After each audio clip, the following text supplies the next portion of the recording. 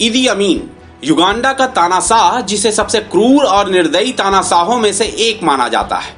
उसकी क्रूरता के किस्से सुनकर आप दांतों तले उंगलियां दबाने को मजबूर हो जाएंगे। वो न केवल अपने दुश्मनों को जान से मरवा देता था, बल्कि उनके शवों के साथ बर्बरतापूर्ण व्यवहार भी करता था। यही नहीं, उस पर आदमियों का गोश्त खाने के भी आरोप लगे। उसे इंसानियत का दुश्मन, राक्षस और हैवान, ना जाने क्या क्या कहा गया। कहा जाता है कि युगांडा पर करीब 8 साल उसके शासन में उसने लाखों लोगों को मरवा दिया। हालात यह थे कि ईदी अमीन की हुकूमत खत्म होने के बाद युगांडा में कई जगहों पर लाशें सड़ती देखी गईं। तमाम सामूहिक कब्र भी मिली, जहां पर लोगों को मारकर एक साथ दफना दिया गया था। ईदी अमीन एशियाई मूल के लोगों, खासकर भारतीयों से नफरत करता था, क्योंकि साल 1971 से पहले तक युगांडा में एशियाई लोगों का दबदबा हुआ करता था। यहाँ के तमाम कारोबार में एशियाई शामिल थे। हालात का अंदाजा आप इस बात से लगा सकते हैं कि यहाँ सिनेमा घरों में हिंदी फिल्में चला करती थी। लेकिन साल 1971 में ईदी अमीन द्वारा सेना की मदद से तख्ता पलट के बाद यहाँ के हालात एकदम से बदल गए। तख्ता पलट के कुछ दिन बाद ईदी अमीन ने ऐलान किया कि अल्लाह ने उससे कहा है कि वो सारे एशियाइयों को युगांडा से बाहर निकाल दे, इसलिए सभी एशियाई मूल के लोग देश से चले जाएं। उसने युगांडा में रह रहे 80,000 से ज्यादा एशियाई लोगों पर शोषण का आरोप लगाते हुए 90 दिन के अंदर देश छोड़ने को कहा। इन लोगों की संपत्तियां जब्त कर ली गईं। इन लोगों को 19वीं सदी के आखिर में अंग्रेज युगांडा ले गए थे।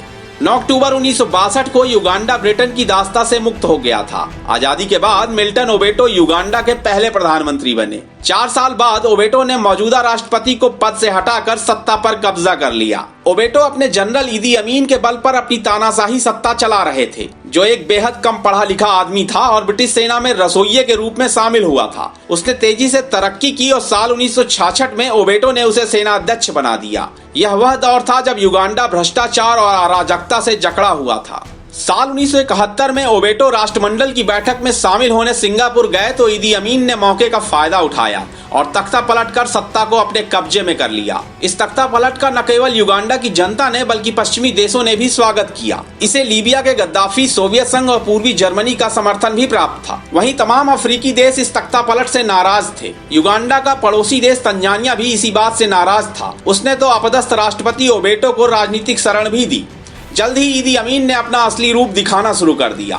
उसने सेना की मदद से आम लोगों पर जुल्म ढाना शुरू किया। ईदी अमीन ने लांगो और अछोली समुदाय के करीब 5 लाख लोगों की हत्या करवा दी थी। वह फांसी देने, गोली मारने का आदेश देने के साथ साथ लोगों को जिंदा जमीन में गड़वा देता था या फिर उन्हें भूखे मगरमच्छों के सामने फिकवा देता था। ईदी अमीन के शासन के दौरान स्वास्थ्य मंत्री हेनरी केयम्बा ने अपनी किताब a state of blood the inside story of Idi Amin में उसकी क्रूरता की कहानियां लिखी हैं, जिसमें वो लिखते हैं कि उन दिनों युगांडा के मुर्दा घरों में रखे शवों के कई अंग गायब मिलते थे।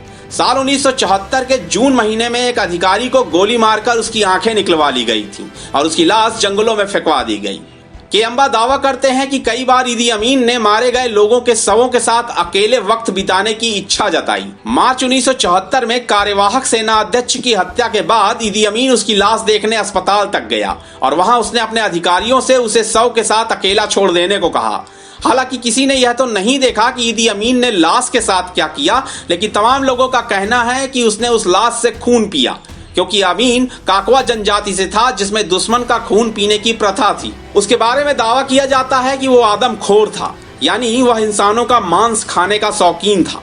ईदी अमीन खुद दावा करता था कि उसने इंसानों का मांस खाया है और इंसानों का गोश्त तेंदुए के गोश्त से ज्यादा नमकीन होता है। अमीन के एक पुराने नौकर का दावा है कि अमीन का एक कमरा हमेशा बंद रहता था, जिसमें किसी को भी जाने की इजाजत नहीं थी। लेकिन अमीन की 5वीं पत्नी उस बंद कमरे के बारे में जानने के लिए व्याकुल थी। उसने उस नौकर से उस कमरे को देखने के लिए चाबी मांगी। नौकर के मना करने पर उसने उसे पैसे देकर चाबी ले ली।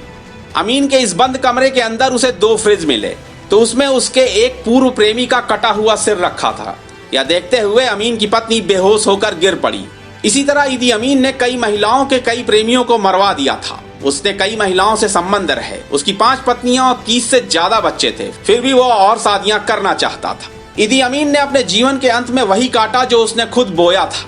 अपनी सनक के शिकार अमीन ने 1978 में तंजानिया के खिलाफ युद्ध छेड़ दिया और तंजानिया के कगेरा पर कब्जा कर लिया।